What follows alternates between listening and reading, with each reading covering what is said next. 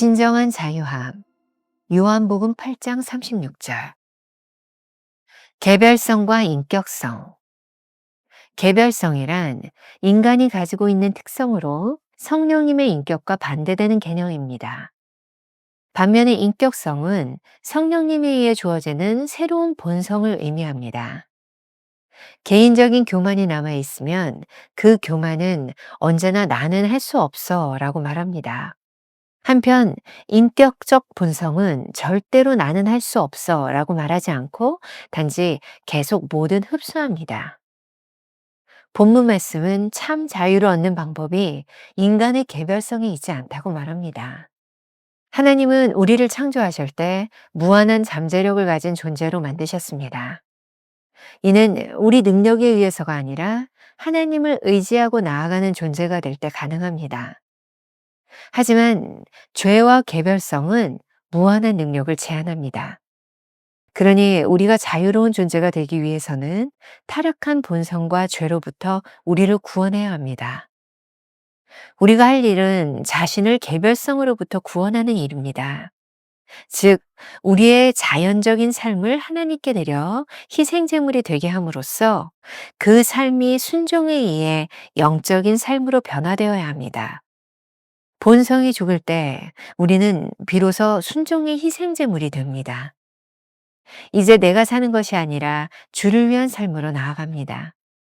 이때 우리는 완전한 자유함을 얻습니다. 더 이상 제한적인 인간의 개별성이 우리를 얽매지 않습니다. 자연적 개별성은 다 부서지고 인격적 본성이 주님과 연합되어 있습니다. 하나님께서는 자연적인 삶과 관련해 우리를 훈련시키지 않으십니다. 우리가 자신을 훈련해야 합니다. 하나님은 우리의 모든 이론과 생각을 사로잡지 않으십니다. 우리가 해야 합니다. 하나님께서는 우리를 강압적으로 인도하지 않으시는 분입니다. 우리가 매일 십자가에서 주와 함께 죽는 훈련을 해야 합니다. 우리가 십자가 위에서 죽으려 하지 않는다면 주님의 십자가 죽음은 우리에게 아무 의미도 없을 것입니다. 하나님께서 우리에게 자유를 주셨지만 그 자유를 얻기 위해서는 우리가 매일 결단해야 합니다. 우리는 매일 죽는 삶을 통해 진정한 부활의 삶을 알게 됩니다. 진정한 자유는 내가 죽고 온전히 주님과 하나 될 때 찾아옴을 기억하십시오. 김병삼 목사의 매일 만나 365, 오늘은 11월 18일 진정한 자유함이라고 하는 제목으로 말씀을 나누겠습니다. 오늘의 주제는 개별성과 인격성이라고 되어 있습니다. 아마 오늘부터 시작해서 거의 일주일 동안 굉장히 좀 어려운 이야기들, 어려운 개념에 대한 이야기들이 될 것 같습니다. 요 한 주간을 여러분들이 이렇게 잘 배우고 넘어갔으면 좋겠고, 어렵지만 또 꼭 필요한 내용들이니까 잘 참고 견디고 또 한 주간을 넘어가면 조금 쉬워질 것 같습니다. 오늘 묵상에서는 두 가지 단어의 개념을 아는 것이 중요합니다. 개별성이라고 하는 말인데요. 영어의 individuality를 개별성이라 이렇게 번역을 하고, 또 인격성이라고 하는 말인데 personality라고 하는 말을 인격성이라 이렇게 번역을 합니다. 이 개별성이라고 하는 것은 인간이 가지고 있는 특성을 말합니다. 성령님이 우리들에게 주시는 인격성과 반대되는 개념, 본래적인 인간이 가지고 있는 개별성, 그리고 성령님이 우리들에게 주시는 인격성, 이렇게 구별이 될 것 같습니다. 인격성이라고 하는 것은 성령님에 의해 주어지는 우리 속에 새로운 본성이 시작되는 것을 의미합니다. 첫 문장에서 이 둘의 차이를 챔버스는 이렇게 표현하고 있습니다. 개인적인 교만이 남아있으면 그 교만은 언제나 나는 할 수 없어 라고 말합니다. 한편 인격적 본성은 절대로 나는 할 수 없어 라고 말하지 않고 단지 계속 뭐든 흡수합니다. 이러한 본성과 자유는 어떤 연관성이 있을까요? 사실 오늘 챔버스는 주로 이 자유함에 대하여 이야기하고 있습니다. 본문 말씀에 보면 참 자유를 얻는 방법은 우리 인간의 개별성에 있는 것이 아니다 라고 말하고 있습니다. 요한복음 8장 36절 그러므로 아들이 너희를 자유롭게 하면 너희가 참으로 자유하리라. 하나님은 우리를 창조하실 때 무한한 잠재력을 가진 존재로 만드셨습니다. 이는 우리의 능력이 아니라 하나님을 의지하고 하나님께 나아가는 존재가 될 때 가능합니다. 하지만 죄와 개별성은 이렇게 무한한 능력을 제한합니다.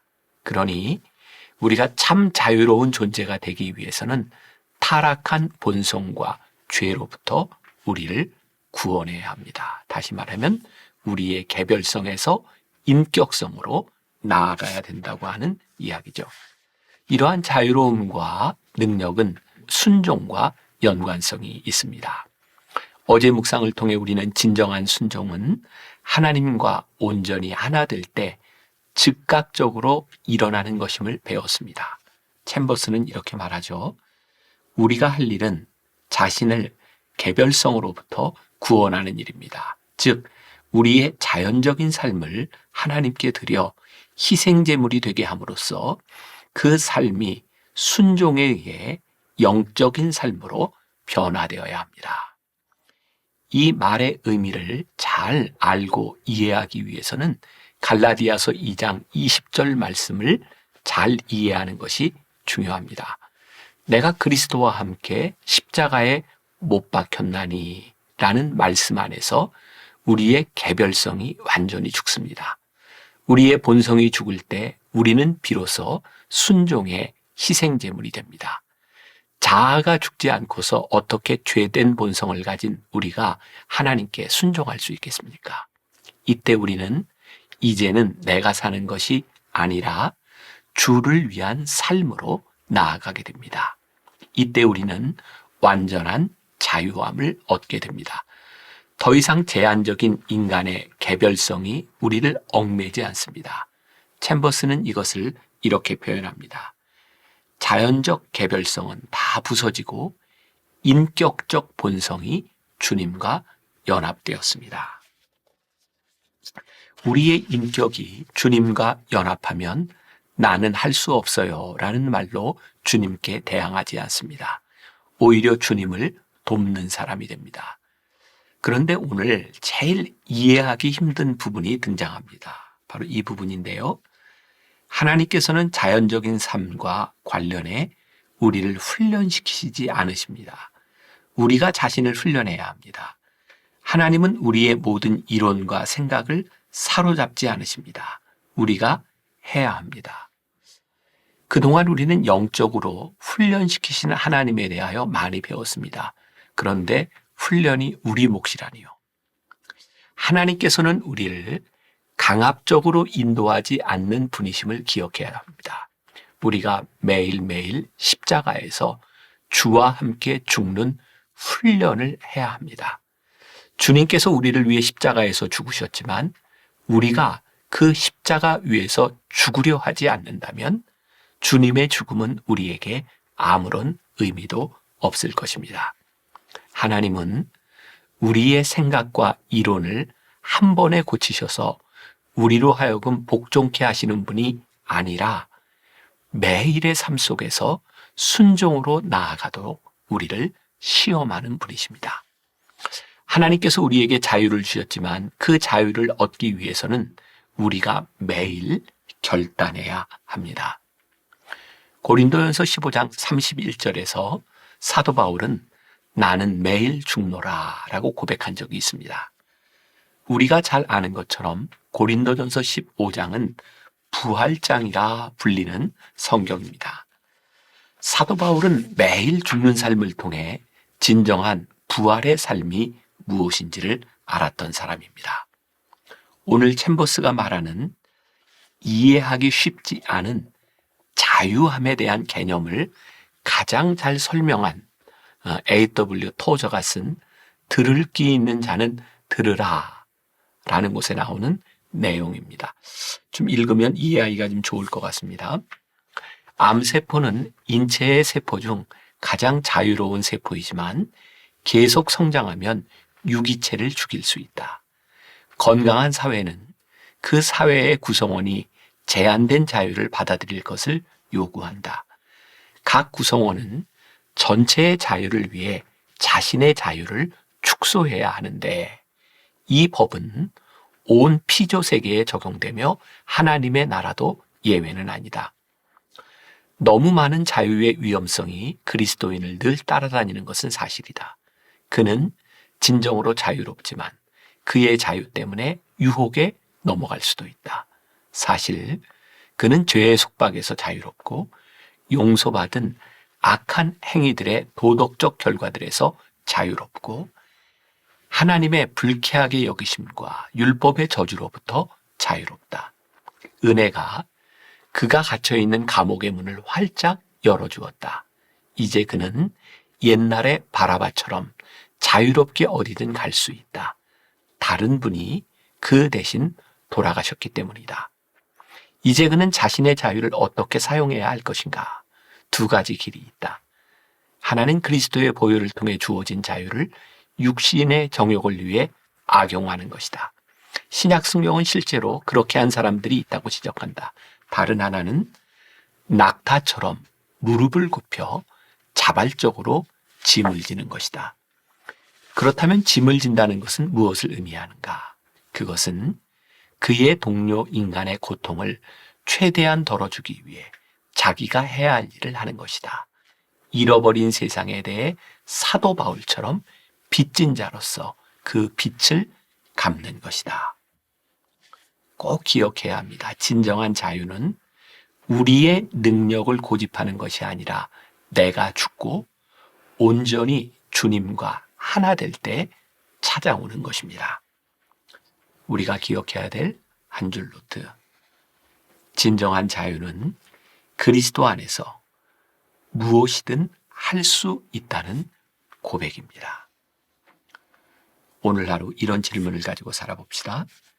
그리스도 안에서 당신이 매일 죽는다고 말할 수 있는 것은 무엇인가요? 기도하겠습니다. 하나님께서는 우리에게 자유함을 주셨습니다. 예수님께서 우리를 위해 죽으심으로 우리를 죄에서부터 자유케 하셨습니다. 우리는 무엇이든지 할 수 있는 자유를 가지고 있는 사람들입니다. 그런데 오늘 묵상을 통해 우리의 자유로 그리스도와 함께 우리가 매일 죽을 수 있는가를 묻고 계십니다. 오늘도 우리의 자유로 매일 죽어야 하는 옛 습성, 십자가에 못 박아야 하는 죄는 무엇인지 묵상하게 하여 주옵시고 사도 바울이 고백했던 것처럼 내가 매일 죽는다는 고백 가운데서 그가 매일 주님과 함께 사는 생명과 부활을 경험했던 것처럼 오늘 우리 사랑하는 성도들의 삶에서 내가 죽음으로 내가 사는 부활과 생명의 역사를 경험하게 하여 주옵소서. 예수님의 이름으로 기도했습니다. 아멘. 진정한 자유는 그리스도 안에서 무엇이든 할 수 있다는 고백입니다.